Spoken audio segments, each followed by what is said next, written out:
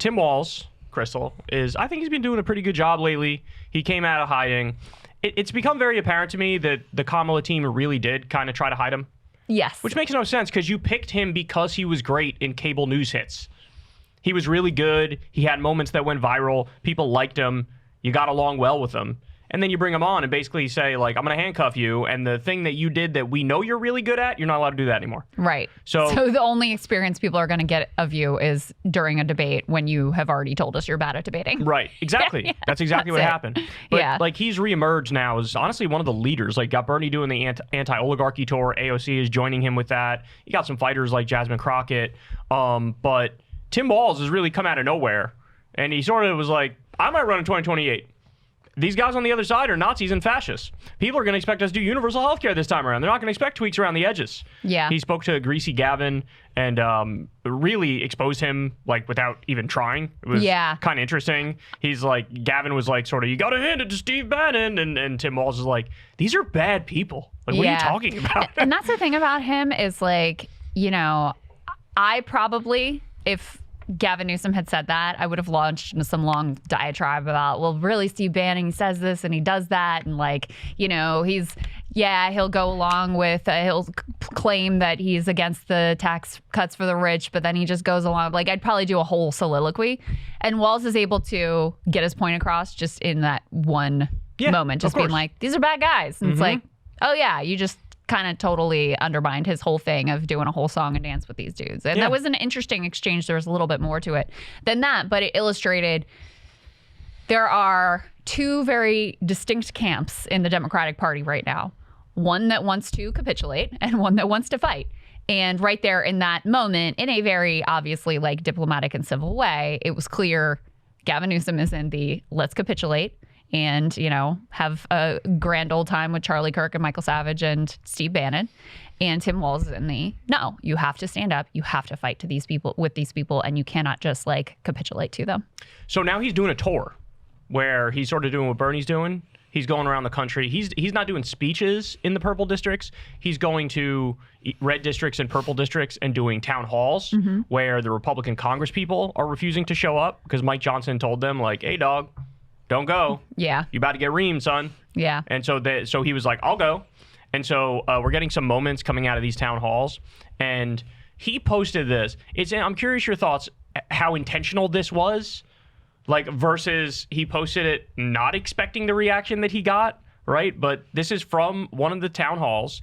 He has this moment where he's basically mocking Elon Musk and talking about how he loves it when the Tesla stock goes down. Yeah. Right? And then we'll get to the reaction from the right in a minute, but first watch the video. Some of you know this on the iPhone. They've got that little stock app. I added Tesla to it to give me a little boost during the day. 225 and dropping. So, and if you own one, we're not blaming you. You can take dental floss and pull the Tesla thing off, you know, and take out, just telling you. So first of all, it looks like many people have pointed this out. It looks like he's doing his Netflix comedy special. Yeah. All right. He's like working the crowd. He's working the crowd. He's standing up. It looks like a comedy, stand-up comedy routine. He's very comfortable in his skin there. Yeah, for sure. Yeah, and of course, I'll let you guess what the right-wing reaction was with to this. maturity and grace. So they all come out just 100 miles an hour, flipping out. You know, basically being like, he's rooting for the downfall of American companies. And then, of course, like the House Judiciary account said that. The Republican House Judiciary account. People immediately dug up like, here's your tweet where you went after Bud Light and Target and this company and that company. Like, oh, you went after an American Disney, company. Remember Ron DeSantis did a whole like jihad against Disney and his state, and was like a hero for that, you know? That account tweeted like love for Kanye like a few years ago, right? And so they're all fucking clutching their pearls. They're all, and I like it drives me crazy, Crystal. These people said nothing when Elon Musk slashed pediatric cancer research. They said nothing. Right. But now Tim Walz makes a joke at Tesla's expense. Oh, this is unconscionable for a former VP candidate and a politician in America. This is practically terrorism. I mean, that's really the point they're at. Like, Trump literally said that vandalizing Teslas or Tesla dealerships is going to be treated as domestic terrorism now. Like, that's where we're at. And of course, it's like, hilariously ridiculous too, this supposedly working class party that's now organizing themselves around propping up the stock and buying the vehicles of the richest man on the planet. Like Sean Hannity doing a sales pitch on his show, Donald Trump, of course, doing the whole sales pitch on the White House lawn. And you had Howard Lutnick, the Commerce Secretary, who did another Tesla pitch, directly told people they should buy Tesla stock on Fox News yesterday. Totally illegal, by the way, completely illegal. It's absolutely insane. I mean, the only thing you can say about it is like, it clearly has bothered Elon, like clearly. Now, whether or not, Tesla makes up about a third of his net worth. The stock is still probably wildly overvalued just based on the number of cars that they sell and based on the fact that he, being so closely associated with Tesla, like he is destroying this company. In Europe, they have other options too, by the way. They can buy a BYD car from China, which is better than, the technology that we have here at this point. And they have no interest. They hate Elon and they have no interest in buying his vehicles anymore. There was a survey that came out. 94% of Germans were like, there is no way in hell I would buy a Tesla. So yeah, he's completely screwed himself over here. There's been a lot of speculation about he used Tesla stock as collateral in order to finance his purchase of Twitter. And at some point, if the stock drops far enough, then there would be a margin call and he'd have to come up with cash to make up the difference, basically. I don't think I've seen some speculation about where that would be. I don't think anyone knows for sure. But, there's a real financial repercussion here. And then in addition, this is his ego is very much wrapped up in this as well. So I think this is the first thing that's really actually seems like it's gotten to him. Definitely. So Elon was actually nearly crying on Sean Hannity's show the other night. That's right. Sean Hannity was like, Elon, thank you for joining me. Let me tell you, these Tesla cars sure are swell. He said they could go 0 to 60 in 0.2 seconds. And even Elon was like, no, it's 2 seconds. It's not 0.2 seconds. It's 2 seconds. 0.2. I don't even want that. These are fine American cars, sir. Aren't they wonderful? And Elon's like, yes, I don't understand why people are coming after it. And it's like, I hate this game that we're playing where that's pure acting. Oh, why would anybody? Oh, I don't know. Maybe, like I said, you cut pediatric cancer research. By the way, strike one, you're out. You don't need a 2 and 3. That's it. Strike one, you're out. Cutting pediatric cancer research is enough to piss people off in this country to the point where they do some shit about it. But beyond that, how many more things has he done? He's fired between 100,000 and 250,000 government workers illegally, including veterans, including disabled veterans. For the first time ever, we now have Social Security payments that are not going out because they fucked with Social Security and fired 70,000 people at the Social Security Administration. Yeah. Right? They're targeting Medicare. They're targeting Medicaid. They destroyed the anti-scam police, the CFPB. They're firing flight safety officials at the same time that planes are crashing. You don't get to do this where you do every horrible thing in the world, and then you're like, God, why are these people mad at me? I know. And the other thing he does, he pretends bro, George Soros probably organized this, bro. It's like, can you please shut the fuck up? Yeah. You're full of shit. You know you're lying. I'm at the point with these people. It's not like, oh, he actually thinks that and he's just wrong. No, he knows he's lying. Stop fucking lying. Yeah. You know why people are mad at you. Stop course. it. It's also the fucking Zig Heils that you did, you fucking asshole. How about that? I mean, what, you think George Soros organized the entire world? There were over 100 anti-Tesla protests. Over 100 last week. Over 100. Yeah, not to mention, the sales drops speak for themselves. In Europe, Tesla sales are down almost by half. In Canada, I think they're down by 70%. In the US, they're down by double digits. In China, they're down by double. Everywhere, they're down. And it's because you have this toxic man baby who is destroying all of our, meddling in politics around the world, et cetera. To go back to the Tim Walz point, though, you were saying, I don't know how intentional this was. The fact that he clipped the video and posted it on Twitter. But I don't think he expected the negative reaction from the right. And maybe we have a disagreement on this. I view Tim as almost like a little precious flower. I think he's sort of naive. You think so? Yeah, I think he's like a country boy who's I think he knew I'm going to tell it straight. I think he knew he was stirring the pot. You do think so? I think he knew he was stirring the pot. Look, I hope you're right. Because in the world I'm describing where he didn't realize that it would lead to this backlash, he actually looks at the backlash and he's like, I don't know if I like getting this backlash. Because you know what I'm saying? Yeah. Whereas if you're baiting it and you want that, oh, you're the 2028 guy for sure, bro. Well, I think Democrats, it's so obvious how this has gotten under his skin. Like we were just saying, there's a whole of government effort now to sell Teslas. Elon is constantly posting about Tesla, reposting like right-wing influencers who are buying the car. Like, but you know the Democrats, these dealerships are burning down, right? And I heard Mark Kelly just came out and was like, I don't condone, burning down the dealerships or whatever. And so Tim Walz, in my mind, I imagine, he sees the dealerships burning down, and then he sees that he posted this, and he's thinking like, I didn't mean it like that. You know what I'm saying? But to your point, if you're right about this was planned. This was planned. He's riding the wave on the left and among liberals of like, fuck Elon and the horse he rode in on, and he knew he was going to get this reaction, and he did it anyway, and he wanted that reaction, then he's the one. He's the one. Because, Tim, I'm talking to you right now. This was good. You don't, if to the extent you feel bad about it, and did I cross the line or no. This is the game that the right plays all day, every day, and they run circles around leftists and liberals. They find some issue, they gin up the other side, they spend the rest of the week going around, I triggered the liberals, bro, we got more energy on our side now, fuck the liberals, bro. This is what they do. And it works. And we never do that. Because we always have, decorum, civility, maybe this goes too far over here, too far over there, we need to have principles or what. That era's over, dog. Now, you should be saying shit like this.